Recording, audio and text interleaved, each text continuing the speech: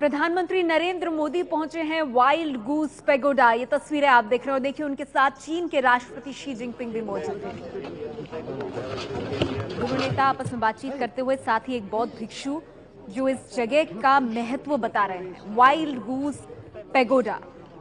चीनी यात्री हुएंग सांग वो चीनी यात्री हैं जिन्होंने वडनगर में अपने जीवन का कुछ वक्त बिताया। प्रधानमंत्री नरेंद्र मोदी पहले भी उनका जिक्र कर चुके हैं और हुएंग सांग उन्होंने अपने जीवन के अंतिम पल बिताए यहां वाइल्ड गूस पैगोडा में, और इसी वजह से ये जगह खास हो जाती है प्रधानमंत्री नरेंद्र मोदी के लिए। और यहां वो आए हैं चीन के राष्ट्रपति शी जिनपिंग के साथ। हुएंग सांग की याद में बनाया गया है ये वाइल्ड गूस पैगोडा। हुएंग सांग जो कि चीनी यात्री थे और अपनी यात्रा के दौरान वो गुजरात के वडनगर वही जगह है जहां प्रधानमंत्री मोदी का जन्म हुआ और उनका बचपन बीता। वडनगर में इस चीनी यात्री हुएंग सांग ने अपने जीवन का कुछ वक्त बिताया और अपने जीवन के आखिरी पल हुएंग सांग ने बिताए यहां इस वाइल्ड गूस पैगोडा में, जहां दर्शन करने पहुंचे हैं प्रधानमंत्री नरेंद्र मोदी। और उनके साथ तस्वीरों में आप देख रहे हैं चीन के राष्ट्रपति शी जिनपिंग को।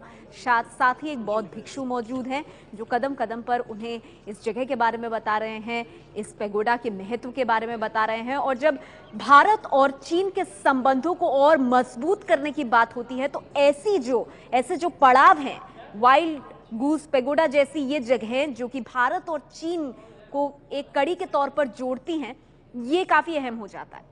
ये खास तस्वीरें हम आपको दिखा रहे हैं और इन तस्वीरों में आप देख रहे हैं प्रधानमंत्री नरेंद्र मोदी को, उनके साथ है चीन के राष्ट्रपति शी जिनपिंग, साथ में बौद्ध भिक्षु हैं। ये वाइल्ड गूस पैगोडा है जहां पहुंचे हैं प्रधानमंत्री नरेंद्र मोदी। और जैसा कि हम आपको बता रहे हैं, इसका महत्व भारत के लिए क्या है, खुद प्रधानमंत्री मोदी के लिए इसका महत्व है, क्योंकि चीनी यात्री हुएंग सांग का जिक्र प्रधानमंत्री पहले भी कर चुके हैं। हुएंग सांग वो चीनी यात्री हैं जिन्होंने अपने जीवन का कुछ वक्त वडनगर में बिताया। जी हां, गुजरात के वडनगर में, जहां से प्रधानमंत्री नरेंद्र मोदी आते हैं और इसी वजह से प्रधानमंत्री नरेंद्र मोदी ने जिक्र किया है हुएंग सांग का। और ये जो वाइल्ड गूस पैगोडा है, ये हुएंग सांग की याद में बनाया गया है। अपने जीवन के आखिरी पल जो थे, ये चीनी यात्री हुएंग सांग ने यहीं बिताए थे और इस वजह से ये जगह भारत और चीन दोनों के लिए खासी अहम है। और इस वजह से प्रधानमंत्री नरेंद्र मोदी, जिन्हें आप तस्वीरों में देख रहे हैं, उनके बिल्कुल बगल में उनके साथ हैं चीन के राष्ट्रपति शी जिनपिंग। शहर चीन के राष्ट्रपति शी जिनपिंग का है शियान शहर, ये उनका गृहनगर है। और देखिए, यहाँ पर दोनों नेताओं के चेहरे पर मुस्कुराहट, और अब खुद पर्सनली एक एक चीज की जानकारी दे रहे हैं उनके साथ मौजूद चीन के राष्ट्रपति शी जिनपिंग, जो प्रधानमंत्री नरेंद्र मोदी को इस पैगोडा के भीतर क्या कुछ मौजूद है, क्या कुछ समेटा हुआ है इस जगह ने अपने आप में, वो सब कुछ बताते हुए चीन के शियान शहर में प्रधानमंत्री मोदी इस वक्त वाइल्ड गूस पैगोडा के भीतर मौजूद है। इन तस्वीरों में देखिए आप प्रधानमंत्री नरेंद्र मोदी किस तरह से चीजों को समझने की कोशिश कर रहे हैं और उनके साथ चीन के राष्ट्रपति भी मौजूद हैं। एबीपी न्यूज संवाददाता आशीष कुमार सिंह हमारे साथ फोन लाइन पर जुड़ गए हैं, लगातार चीन में मौजूद हैं, प्रधानमंत्री की इस यात्रा को कवर कर रहे हैं। आशीष, इन तस्वीरों में हम देख रहे हैं प्रधानमंत्री मोदी वाइल्ड गूस पैगोडा पहुंच गए हैं और उनके साथ चीन के राष्ट्रपति भी मौजूद हैं। कितनी अहम है यात्रा की ये तस्वीरें? देखिए, बहुत अहम है कि खुद चीन के राष्ट्रपति यहाँ पर आके आगवानी किए हैं प्रधानमंत्री नरेंद्र मोदी की, और मैं यहाँ मौजूद हूँ। मैं आपको बता दूं, बहुत ही गर्मजोशी देखने को मिला है। जब प्रधानमंत्री अंदर आए तो मुस्कुराते हुए चेहरे के साथ चीन के राष्ट्रपति तक पहुंचे, जो कि रेड कार्पेट पर उनका इंतजार कर रहे थे। दोनों ने गर्मजोशी के साथ हाथ मिलाया। अगर आप चेहरे को मैं विदेश सचिव डॉक्टर एस जयशंकर हमसे बात करने वाले हैं, मैं फोन लगाता हूँ, आप सुने सीधे वो क्या बोलना चाह रहे हैं।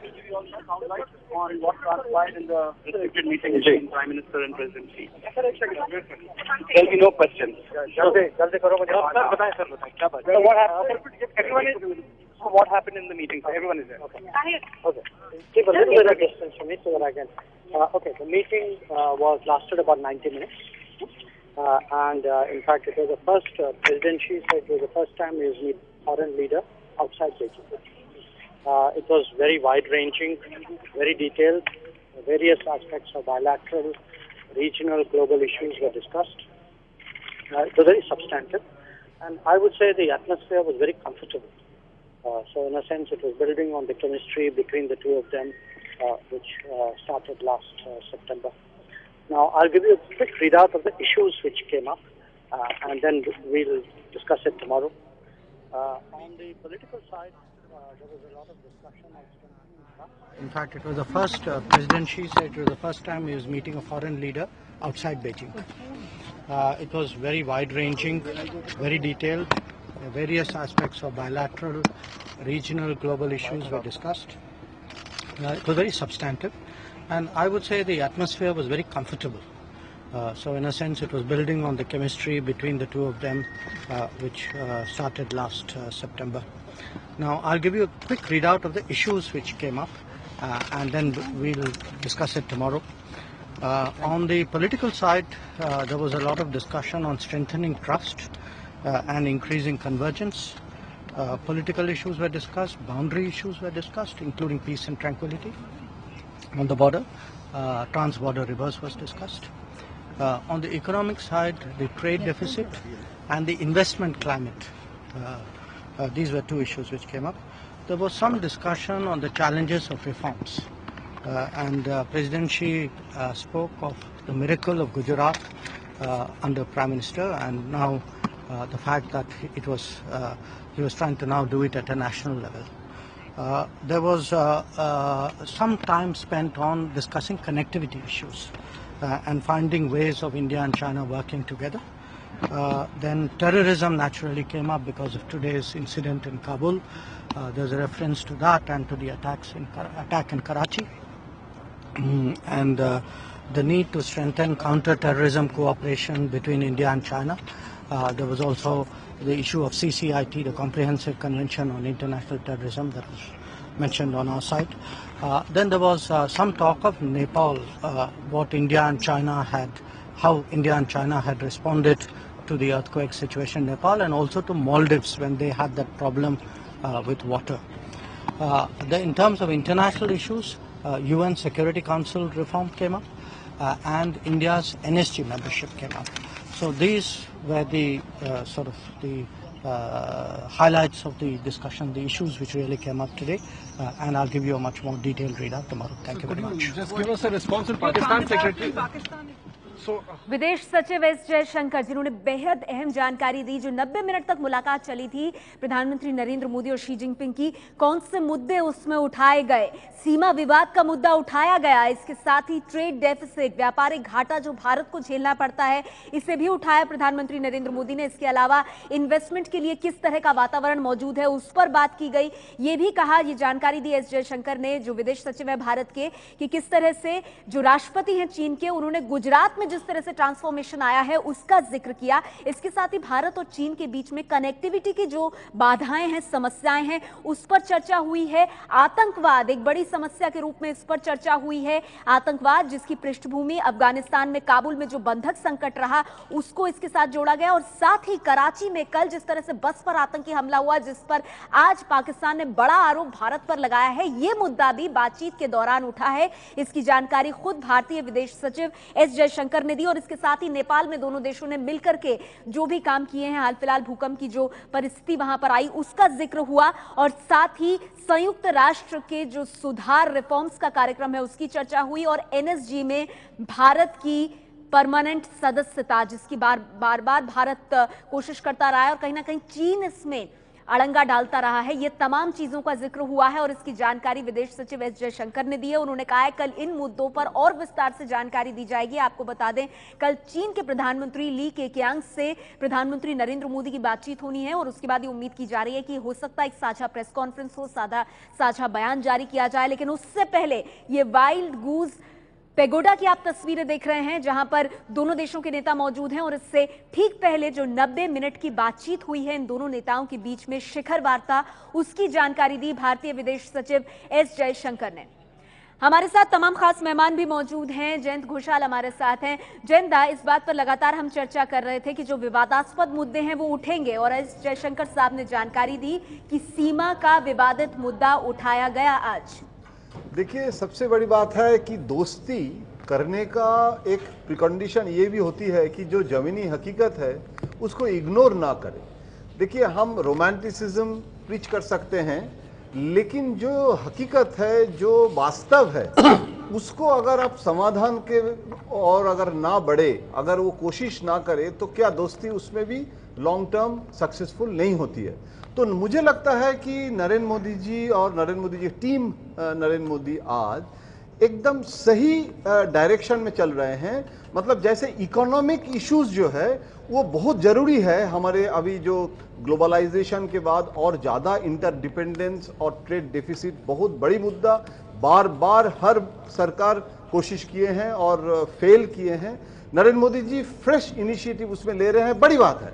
लेकिन सिक्योरिटी के इशू में कॉम्प्रोमाइज करना, ये नरेंद्र मोदी जी कभी इसको डायलूट नहीं करना चाहते हैं। देखिए, पहला दिन ये संदेश भी दे दिए हैं, और बॉर्डर डिस्प्यूट से लेके टेररिज्म हर मुद्दा चर्चा हुई है, और इसमें जो चर्चा हुई है इसको फॉलो अप करने के लिए अभी जो डिप्लोमेट्स हैं और वो जो ब्यूरोक्रेसी है, उसके लिए भी सहज होगा कि अगर राष्ट्र नेता के तौर पे अगर आप उनके रोड मैप क्लियर करें, तो बाद में माइक्रो मैनेजमेंट और उनके जो case to case, issue to issue diplomacy को आगे ले जाना और सहज हो जाता है। तो मुझे लगता है ये बहुत अच्छी बात है कि बॉर्डर डिस्प्यूट, इसका मतलब ये नहीं है कि बॉर्डर डिस्प्यूट आज रिजॉल्व हो रहा है या कल रिजॉल्व हो रहा है। हाँ। ऐसे नहीं है कि बॉर्डर डिस्प्यूट में कोई अचानक नरेंद्र मोदी कोई फैंटम या मैंड्रेक नहीं है कि अचानक सब कुछ सॉल्व कर देंगे। लेकिन नरेंद्र मोदी का जो प्रोएक्टिव डिप्लोमेसी आज हम लोग देख रहे हैं, उसके लिए मैं साधुवाद जरूर देना चाहूंगा। विवेक काटजू साहब भी हमारे साथ मौजूद है। काटजू साहब, आप किस तरह से देख रहे हैं? विदेश सचिव कह रहे हैं कि सकारात्मक माहौल में बात हुई है, मुद्दे तमाम उठाए गए हैं, और ये भी उन्होंने कहा कि कहीं ना कहीं इन दोनों नेताओं के बीच की पर्सनल केमिस्ट्री ने काफी फायदा पहुंचाया है। देखिए, पर्सनल केमिस्ट्री फायदा तो पहुंचाती है, लेकिन उस पर मैं व्यक्तिगत रूप से बहुत एक डिप्लोमेट रह चुका हूं, और उस हैसियत से मैं बहुत ज़्यादा अधिक इस पर मैं तवज्जो नहीं देता हूं, क्योंकि कुछ ऐसे मुद्दे होते हैं देशों के बीच में जो कि पर्सनल केमिस्ट्री से के बियॉन्ड होते हैं, उससे अधिक ज़्यादा देशों के लिए, राष्ट्रों के लिए महत्व रखते हैं। तो पर्सनल केमिस्ट्री अपनी जगह है, अच्छी चीज़ है, उससे एक रास्ता खुलता है, दरवाज़ा खुलता है, लेकिन उससे कोई चमत्कार नहीं हो जाते हैं देशों के बीच में, पहली चीज़। दूसरी चीज़ मैं अगर देखता हूं जो जयशंकर जी ने बताया है, उससे साफ जाहिर है कि मोदी जी ने हर मुद्दा उठाया है जो भारत के लिए महत्वपूर्ण है, और जिसमें अभी तक चीन से हमें वो सकारात्मक या वो पहल नहीं दिखी है जिसकी अभी तक हमें उम्मीद है, उम्मीद थी या उम्मीद है, और आगे जाकर उम्मीद होगी। जैसे कि हमारे यूएन सिक्योरिटी काउंसिल का परमानेंट मेंबरशिप, हम कई सालों से उनसे कह रहे हैं, वो अच्छे अल्फाज कहते हैं, लेकिन अभी तक कोई आश्वासन नहीं दिया। कदम क्या उठाएगा चीन? हमारी समस्याओं का समाधान करेगा? ये जो फाइनल डिटेल्स है, इसमें कहीं ना कहीं बात छुपी है। बहरहाल इस पर बातचीत आगे जारी रखेंगे, लेकिन ये तस्वीरें आप वाइल्ड गूस पैगोडा की देख रहे हैं, दोनों नेता वहां मौजूद हैं। आशीष कुमार सिंह हमारे साथ फोन लाइन पर जुड़ गए हैं। आशीष, कितनी देर से प्रधानमंत्री नरेंद्र मोदी चीनी राष्ट्रपति के साथ वहां मौजूद है, और कहां तक किया है उन्होंने भ्रमण अभी इस पैगोडा का? देखिए, 15 मिनट तकरीबन 15 मिनट हो चुके हैं प्रधानमंत्री को पगोड़ा में दाखिल हुए। जब चीन के राष्ट्रपति ने उनकी अगवानी की, उन्हें अपने साथ लेकर के पगोड़ा के अंदर गए। प्रधानमंत्री के चेहरे पे बहुत मुस्कुराहट थी, इनफैक्ट दोनों के ही चेहरों पर गर्मजोशी साफ नजर आ रही थी। और देखिए, तकरीबन 1 घंटे का कार्यक्रम हमें बताया गया है कि कुल मिलाकर के यहाँ पर है, जबकि प्रधानमंत्री को पूरा पगोड़ा घुमाएंगे चीन के राष्ट्रपति। और जो बिल्डिंग सामने नजर आ रही है, ऊंची बुद्ध की प्रतिमा मंदिर के अंदर जो नजर आ रही थी, मंदिर के नीचे भी, बेसमेंट में भी 2 या 3 फ्लोर्स हैं, जिसमें बेसमेंट में चीन के राष्ट्रपति उन्हें ले जाने वाले हैं। और फिर मंदिर का पीछे का हिस्सा है, पगोड़ा के पीछे का हिस्सा है, जहां पर भी जिस तरह से दोनों एक साथ चल करके सामने वाले गेट से एक साथ चलते हुए, स्ट्रोल करते हुए, आपस में बातचीत करते हुए, टहलते हुए अंदर गए हैं, उसी तरह पीछे का जो लॉन है उसमें भी चीन के राष्ट्रपति के साथ कुछ दूर तक कुछ देर समय बिताएंगे प्रधानमंत्री, आपस में बातचीत करते हुए, टहलते हुए। तो तकरीबन 1 घंटा पूरा लगेगा, जो हमें तय कार्यक्रम के हिसाब से बताया गया है। चीन के राष्ट्रपति और प्रधानमंत्री नरेंद्र मोदी एक साथ यहाँ बिताएंगे। दोनों के बीच, जैसा मैंने आपको कहा, कि काफी गर्मा गर्माहट लग रही है रिश्ते की। और इससे ये भी मुझे यहाँ संकेत मिल रहे हैं, जिस तरह का जब बॉडी जेस्चर दोनों का मैंने देखा, कि संभवतः जो बातचीत हुई है अभी वो भी कंस्ट्रक्टिव माहौल में हुई है, जिसके बाद दोनों नेता यहाँ पहुंचे हैं। तो मुझे लगता है कि अब से तकरीबन 40-45 मिनट और प्रधानमंत्री को यहाँ ठहरना चाहिए और उसके बाद प्रधानमंत्री अपने अगले एंगेजमेंट के लिए यहाँ से आगे बढ़ेंगे। जी, तो आशीष जानकारी दे रहे हैं कि किस तरह से वाइल्ड गूस पैगोडा के भीतर प्रधानमंत्री नरेंद्र मोदी और उनकी अगवानी की चीन के राष्ट्रपति शी जिनपिंग ने, और अब एक तरह से जो गाइडेड टूर हो रहा है प्रधानमंत्री मोदी का, उनके साथ साथ हैं शी जिनपिंग, जिन्हें आप तस्वीरों में देख रहे हैं। पैगोडा के अंदर की जो तमाम जानकारी है वो पहुंचाते हुए और गर्मजोशी से हाथ भी मिलाया दोनों ने। इससे पहले 90 मिनट की सकारात्मक बातचीत रही है, इसकी जानकारी दी विदेश सचिव एस जयशंकर ने। लगातार हमारे साथ यहाँ खास मेहमान बने हुए हैं। कंचन गुप्ता जी, मुद्दे तो तमाम उठे हैं, लेकिन आगे कितना बढ़ेंगे सवाल वो यहाँ पर बना हुआ है। मैं आपके पास आऊंगी कंचन जी, क्योंकि इसके जो डिटेल्स हैं उसमें हम जाएंगे आगे। लेकिन ये तस्वीरें जो हैं ये अपने आप में दिलचस्प हैं, और जैसे कि हम अपने दर्शकों को लगातार बता रहे हैं, वाइल्ड गूस पैगोडा ये दरअसल वो जगह है जो कि चीनी यात्री वेन सांग की याद में इसको बनाया गया है। वेन सांग का भारत से भी रिश्ता है, और वो ये रिश्ता है कि वो गुजरात के वडनगर में वक्त उन्होंने गुजारा था, और अब आप देख रहे हैं यहाँ पे इस पैगोडा पे वो मौजूद हैं। शेषनारायण जी, इन तस्वीरों को देखकर आप क्या कहेंगे, जिस तरह से चीन के राष्ट्रपति लगातार मौजूद हैं प्रधानमंत्री मोदी के साथ? जिंदा इतिहास है। जो अहमदाबाद में जो दृश्य हमने देखा था गांधीनगर में, और अहमदाबाद में जब वो आए थे, उसी के रेप्लिकेशन हो रहा है, तो ये अच्छी बात है। और सबसे बड़ी बात यह है कि जो वाइल्ड गूस पैगोडा है, इसका बड़ा भारी इतिहास रहा है। हर्ष के काल में, अपने यहाँ जब सम्राट हर्ष का राज था, तो उस वक्त वहाँ तैंग डायनेस्टी के राजा थे, उन्होंने बनवाया। फिर वहाँ तूफान आया, भूकंप आया, टूटा। तो इसका 1500 साल का जो इतिहास है, जिसको क्या गौरवशाली इतिहास, और इसमें तमाम जो इतनी मूर्तियाँ उनको गिफ्ट मिली थी भगवान बुद्ध की, जितने उनको सूत्र मिले थे, सब वहाँ सुरक्षित हैं। भारत का एक तरह से भारत की जो मेधा है वहाँ सुरक्षित है। तो इस संदर्भ में भारत का महत्व तो इसके लिए है। और इसका नरेंद्र मोदी ने और इनके राष्ट्रपति जी ने उसका जो डिप्लोमेटिक इस्तेमाल भी कर रहे हैं, तो अच्छी बात है। एक माहौल बन रहा है, एटमॉस्फेरिक्स हैं। और अभी फॉरेन सेक्रेटरी ने जो बात बताई कि साहब हर मुद्दे पे चर्चा हुई, तो डिप्लोमेसी में जैसा विवेक साहब ने बताया कि साहब केमिस्ट्री सब ठीक है, लेकिन बातें तो नेशनल इंटरेस्ट में होती हैं। हाँ। और नेशनल इंटरेस्ट में हम जानते हैं कि दोनों में से कोई भी जो बॉर्डर डिस्प्यूट के इशूज हैं, उनको ऑफ द कफ कुछ करने को तैयार नहीं है। यूनाइटेड नेशंस में परमानेंट सीट की बात में चाइना या डंगा लगाता रहा है। तो लेकिन यह है कि ठीक है, वो थोड़ा सॉफ्ट अगर होते हैं तो होंगे। कराची में जो ब्लास्ट हुआ है उसमें उन्होंने तड़ से कह दिया है कि भाई हमने तो राव वालों ने इसको करवाया है। तो उस पर ये वो तमाम मुद्दे हैं जो कल भी उठेंगे, क्योंकि इस बारे में विदेश सचिव एस जयशंकर भी जानकारी दे चुके हैं। लेकिन ये जो तस्वीरें अभी हमें दिख रही हैं, अगर हम इन्हें समझना चाहें शेष नारायण जी, तो ये दोनों नेताओं की बॉडी लैंग्वेज क्या बता रही है, खासतौर पर तब जब 90 मिनट की मुलाकात के बाद यहाँ पैगोडा में पहुंचे? हाँ, जाहिर है कि ये इस बात का संकेत है कि जो बातें हुई हैं उसमें झगड़ा नहीं हुआ है, डिसएग्रीमेंट्स बिल्कुल नहीं हुए होंगे। हाँ, ये है कि डिसीजंस भी चूंकि कुछ नहीं हुए होंगे, क्योंकि डिसीजंस तो बाकायदा बायलैटरल डिस्कशंस में होते हैं। जो चीज़ें तयशुदा थी, जैसे यहाँ से मंजूर करवा के ले गए थे नरेंद्र जी मोदी कि भाई हम ट्रेडिशनल मेडिसिन की चीज़ों को एक्सटेंड करेंगे, मिनरल्स एंड उस पर माइनिंग के बारे में एग्रीमेंट यहाँ कैबिनेट अप्रूव कर चुकी है। और पर्यटन के मामले में तो पर्यटन का तो आप कह रहे हैं कि रिलैक्स एक माहौल जो है वो दिखाई दे रहा है। कंचन जी, चीन के राष्ट्रपति शी जिनपिंग का यूं इस तरह से गाइड के तौर पे भी भूमिका निभाना, एक अच्छे आयोजक के तौर पे कि वो लगातार प्रधानमंत्री के साथ इन तस्वीरों में हमें दिख रहे हैं, उस पर आप क्या कहेंगे कंचन जी? नहीं, देखिए, अभी जब शी जिनपिंग यहाँ पर भारत में आए थे ऑफिशियल विजिट के लिए, उस समय मोदी जी उन्हें अहमदाबाद ले गए। वहाँ पर साबरमती घाट के बैंक में वहाँ पर उनके लिए प्रोग्राम का आयोजन किया गया। एक इनफॉर्मल अप्रोच उन्होंने अडॉप्ट किया था, उसी का ये रेसिप्रोकल जेस्चर है। अभी जैसे आपने भी बोला और विवेक जी ने भी कमेंट की उस पर कि जो पर्सनल केमिस्ट्री होती है, मोदी जी का ये एक एम्फेसिस रहा कि कोई भी विदेशी लीडर से जब वो डील करते हैं तो वो कोशिश करते हैं कि एक पर्सनल केमिस्ट्री बने, एक जो कि बाद में जाकर एटमॉस्फेरिक्स में कन्वर्टेड हो। और अच्छे एटमॉस्फेरिक्स में जब बात होती है तो बात कहीं पर जाकर रिजल्ट यील्ड करती हैं। मैं बस एक छोटा सा यहाँ पर ऐड करना चाहूँगा। विदेश सचिव ने जब वो इश्यूज गिनाई जिन पर चर्चा हुई, एक इंटरेस्टिंग आइटम था एनएसजी मेंबरशिप पर। जी। बाकी इश्यूज पर तो बात होती ही रहती है, यूएन रिफॉर्म्स वगैरह तो चलता रहता है, लेकिन एनएसजी पर जो है कि जब शी जिनपिंग यहाँ पर भारत पे आए थे तब भी इस पर एक स्टेटमेंट आया था कि both sides have agreed nuclear civil cooperation पर बात आगे बढ़ेगी और इस पर हम दोनों साइड्स इसको आगे ले जाएंगे इशू को। इशू यही है कि एनएसजी मेंबरशिप जो है वो इंडिया चाह रही है एनएसजी का मेंबर बने।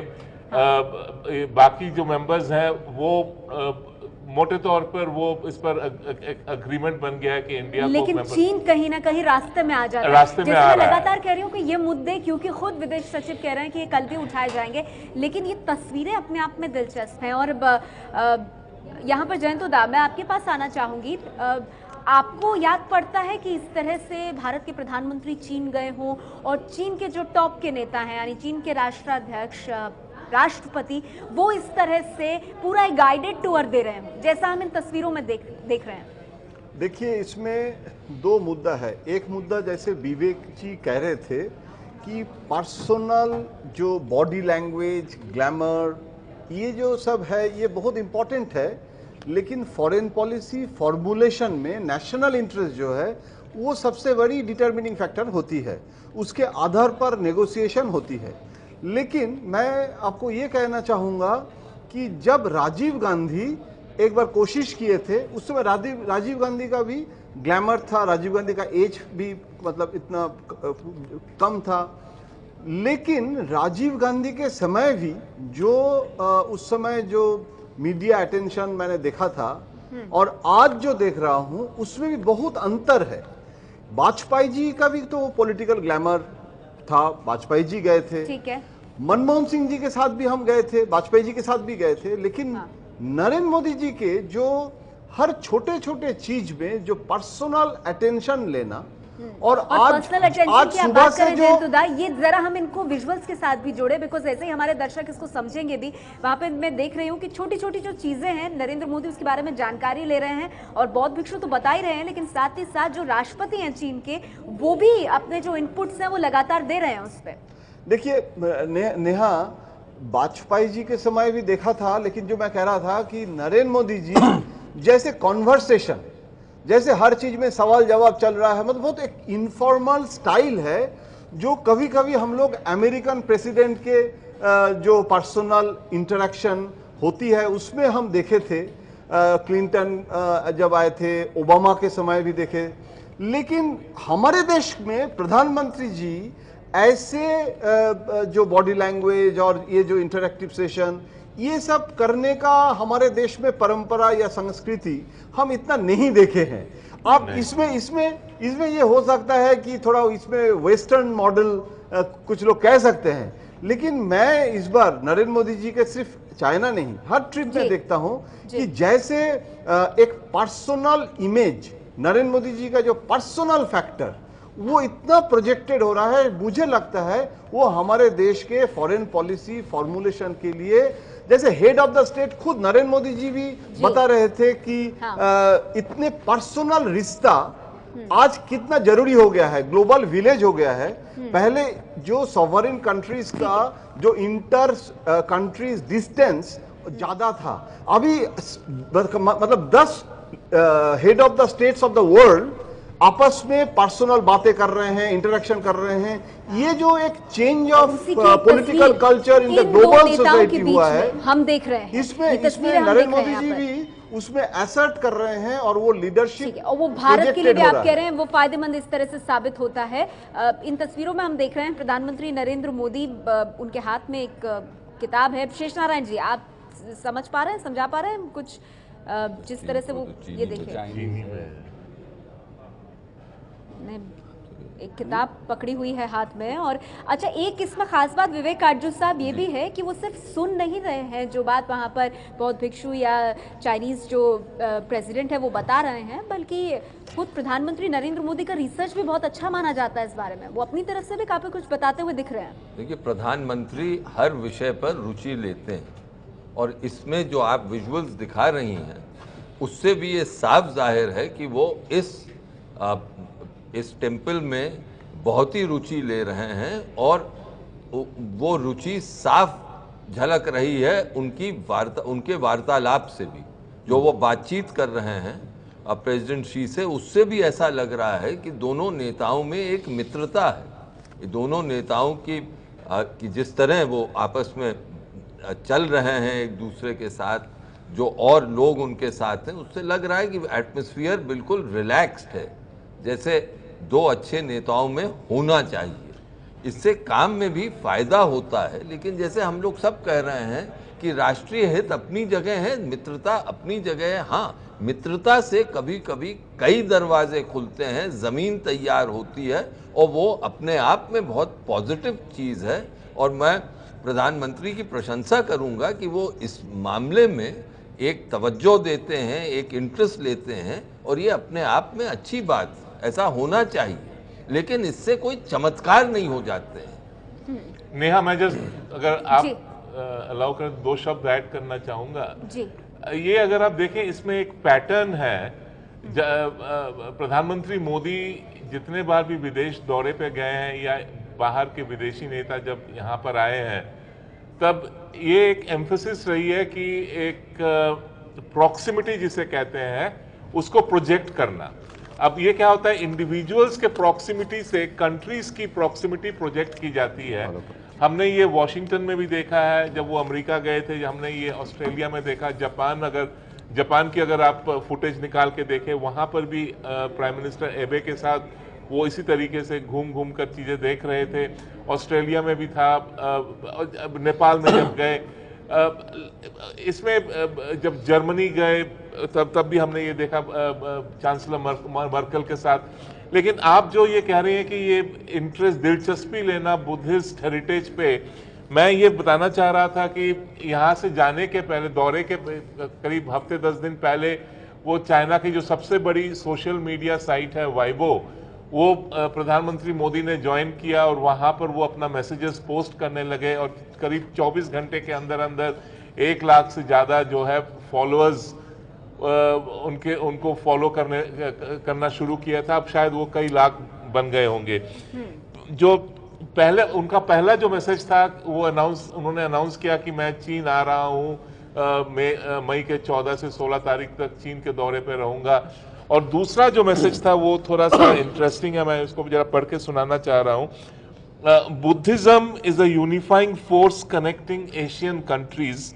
It can be one form of strong cohesion to turn this century into the Asian era. तो वाइबो जहाँ पर डिस्कशन बहुत वाइड स्प्रेड होता है, लेकिन फिर भी रेस्ट्रिक्शंस रहती हैं, धर्म पर वहाँ पर डिस्कशन डिस्करेज किया जाता है। तो ये इसको एक बहुत ही बोल्ड एक स्टेटमेंट माना जाएगा कि बुद्धिज्म को आधार करके एक एशियन यूनिटी और एशियन यूनिटी को एक एशियन ईरा में प्रोजेक्ट करना।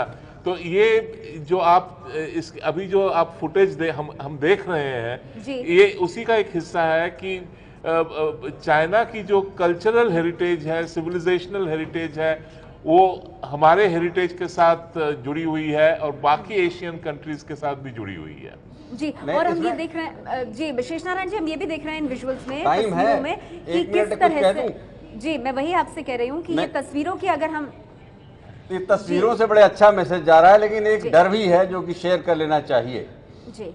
1993 में नरसिम्हा राव जब वहाँ गए थे तो बहुत जो JWG था उसमें बहुत कुछ डिप्लोमेटिक और मिलिट्री ऑफिसर्स जोड़ दिए गए थे कि भाई सब बहुत बढ़िया काम करेंगे। लेकिन उसी दौर में क्या नाम था उनका, डेंग शॉपिंग ने तवांग वाला मामला को आधार करके एक एशियन यूनिटी और एशियन यूनिटी को एक एशियन ईरा में प्रोजेक्ट करना। तो ये जो आप अभी जो आप फुटेज हम देख रहे हैं, ये उसी का एक हिस्सा है कि चाइना की जो कल्चरल हेरिटेज है, सिविलाइजेशनल हेरिटेज है, वो हमारे हेरिटेज के साथ जुड़ी हुई है और बाकी एशियन कंट्रीज के साथ भी जुड़ी हुई है जी। और हम ये देख रहे हैं जी, विशेष नारायण जी, हम ये भी देख रहे हैं इन विजुअल्स में, तस्वीरों में कि किस तरह से, जी मैं वही आपसे कह रही हूँ कि ये तस्वीरों की अगर हम, ये तस्वीरों से बड़े अच्छा मैसेज जा रहा है, लेकिन एक डर भी है जो कि शेयर कर लेना चाहिए। जी 1993 में नरसिम्हा राव जब वहाँ गए थे तो बहुत जो JWG था उसमें बहुत कुछ डिप्लोमेटिक और मिलिट्री ऑफिसर्स जोड़ दिए गए थे कि भाई सब बहुत बढ़िया काम करेंगे।